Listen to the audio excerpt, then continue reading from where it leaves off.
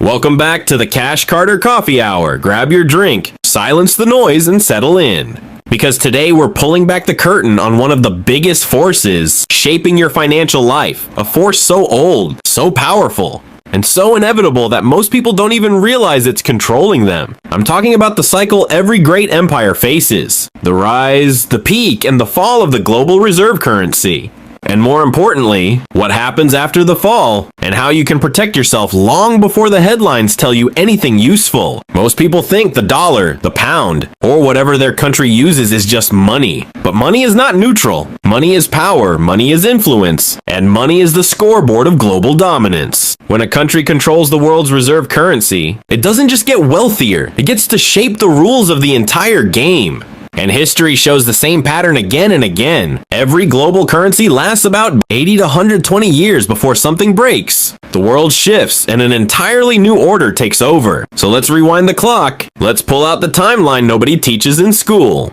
Let's go through the forgotten empires, the unlikely winners, the dramatic collapses, and the slow motion transitions that shape the world you live in today. And by the time we're done, you'll never look at your bank account, your paycheck, or the dollar in your pocket the same way again. To understand where the dollar is headed, you have to understand what came before it. Long before Wall Street, before Silicon Valley, before America was even an idea, Europe was changing forever thanks to the small, seemingly insignificant Kingdom of Portugal. In the 1400s, Portugal wasn't the richest country, the biggest military, or the most culturally influential, but they had something no one else had, an obsession with the ocean.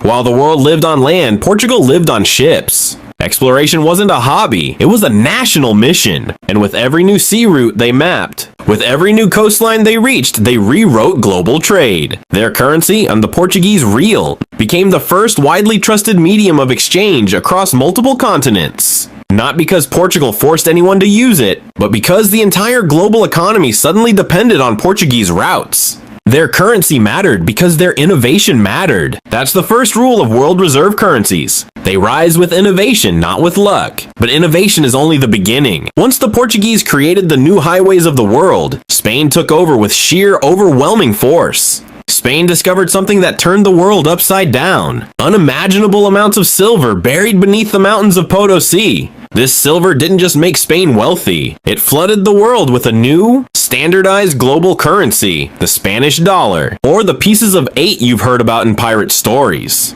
For the first time in history, people from Asia to Africa to the Americas were trading using the same currency whether they loved Spain or hated Spain. Spanish coins became the default because everyone trusted the metal inside. But here's the twist. Spain became so rich so quickly that it couldn't handle its own wealth. They spent too much, borrowed too much, fought too many wars, and defaulted multiple times, even while controlling the world's most powerful currency. This is rule number 2 of reserve currencies.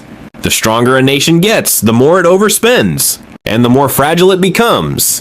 After Spain's silver-driven domination burned out, another unlikely power rose, not through metal or weapons, but through something far more radical, financial engineering. The Netherlands, a tiny cluster of provinces surrounded by larger, more powerful neighbors, created something no civilization had ever perfected: modern banking, stock exchanges, marine insurance, publicly traded companies. The Dutch guilder didn't dominate because the Dutch were the strongest. They dominated because they created the most efficient financial machine the world had ever seen. Their currency represented trust, organization, discipline, and investors around the world flocked to it.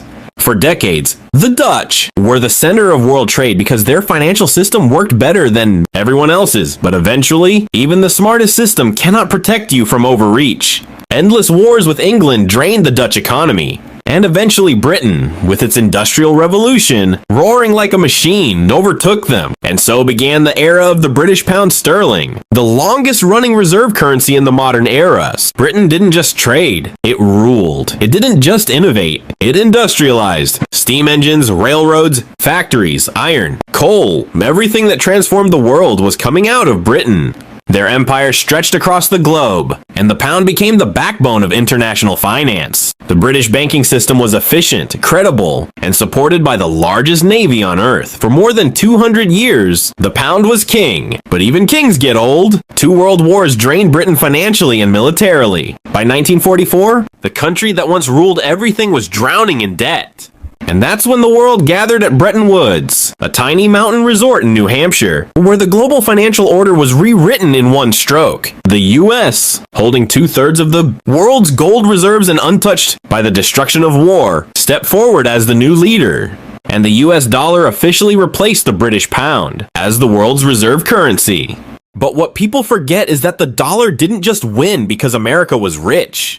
It won because America was stable, industrialized, trusted, and, importantly, the only country capable of rebuilding. Europe and Japan after the war. The Marshall Plan, the reconstruction of Germany, the security guarantees, the new trade routes. The entire global economy was rebuilt around the dollar. And that dominance got even stronger when the US negotiated the petrodollar system, ensuring that every country on Earth had to use US dollars to buy oil. That one move guaranteed global dollar demand for decades. But here's the part no one wants to admit. The dollar's reign is following the exact same cycle as the currencies that came before it. Innovation, acceleration, overreach, debt, military expansion, and finally, global alternatives emerging. The US dollar has held reserve status for 81 years. Historically, the average lifespan of a world reserve currency is 95 years. That puts the US right near the edge of the historical window. Now, to be clear, this does not mean the dollar collapses tomorrow. This is not doom and gloom. This is not panic content. This is a sober look at the same cycle that has repeated for 600 years. Every reserve currency declines gradually, then suddenly. The world doesn't flip overnight. It transitions. Sometimes slowly, sometimes chaotically. But it transitions. And that brings us to the new rising challengers. Not one country, but a coalition. BRICS, Brazil, Russia, India, China, South Africa, and new members joining around oil, energy, and emerging markets. They're building payment systems outside the dollar. They're trading oil without dollars. They're accumulating gold. They're creating digital currencies backed by central banks. They're slowly reducing their dollar reserves. And whether the West likes it or not, this is the beginning of a multipolar financial world. This doesn't mean America collapses. This doesn't mean the dollar becomes worthless. What it means is the world is shifting from the US being the single financial sun to being one of multiple stars in a bigger universe. So where does that leave you? It leaves you needing to understand something crucial. Your personal financial strategy must not depend on one government, one currency, or one system staying dominant forever. That has never worked historically. Every person who tied their entire wealth to the Portuguese real lost everything when Portugal declined. Every Spaniard sitting on silver coins watched inflation erase their value. Every Dutch investor who trusted the guilder blindly got crushed when wars bankrupted their country. Every British citizen who believed the pound would rule forever lived through a collapse they never imagined. History rewards the flexible and destroys the rigid. You must build wealth that survives transitions.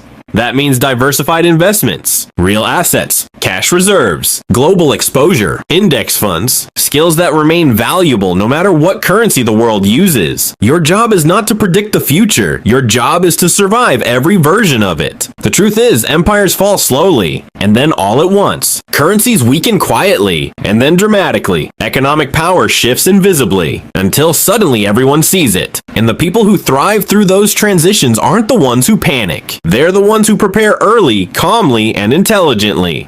If you've been listening closely, you know the real lesson isn't about Portugal or Spain or the Dutch or Britain or even the US. The real lesson is that the world always changes. But ordinary people can still build extraordinary financial stability if they stay ahead of those changes. And that brings us to now, your moment. Not the government's moment, not the dollar's moment, yours. If you want to understand how to build wealth that survives any future, inflation, deflation, currency shifts, political changes, economic storms, then keep learning, stay curious, and start building the kind of financial base that empires can't shake.